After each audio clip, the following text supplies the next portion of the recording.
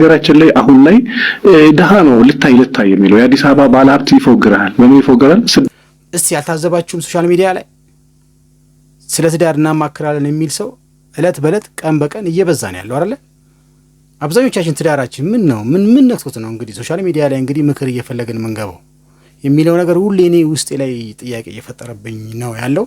እስቲ በዚህ ዙሪያ ምን ትላላችሁ? የራሳችሁን ሐሳብ ተጠብቃለሁ።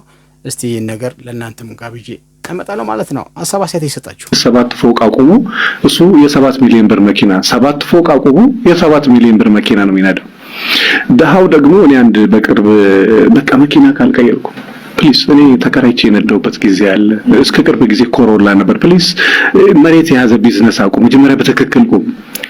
ID6 ያን ጊዜ 7 ሚሊዮን 6 ሚሊዮን 200 ሺህ ብር ነበርና ገዛ።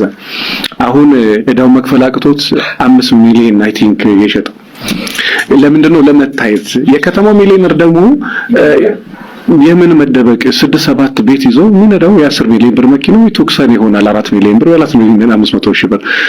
በዚህ ደረጃ በሚሊዮን ኢንቨስት የሚያደርግን ሰው ሴቶቹ ጠንቅቀው ያውቃሉ። ማን ነው ሚሊዮነር፣ ማን ነው አቅም ያለው፣ ሄዶ ያድናሉ። የሚያድኑት ግን ይሄ ከሱ ዲዛይር ለመቀበር አይደለም።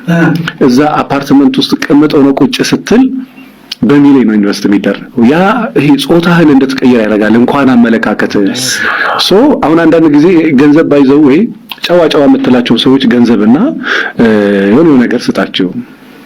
ማን ያዘዋልን በጣም የሚያምር ፕራዶ ስጠው፣ በጣም የሚገራርሙ ጋርዶች አንጣለት፣ እዚህ ቦታ ነው የተጠራው በለው። ማን ከዚህ ለወጥ ታንክ ዩ it is reality by the way የእውነት ይለወጣል ማንያዟል አይደል? ኖ አንተ ማንያዟል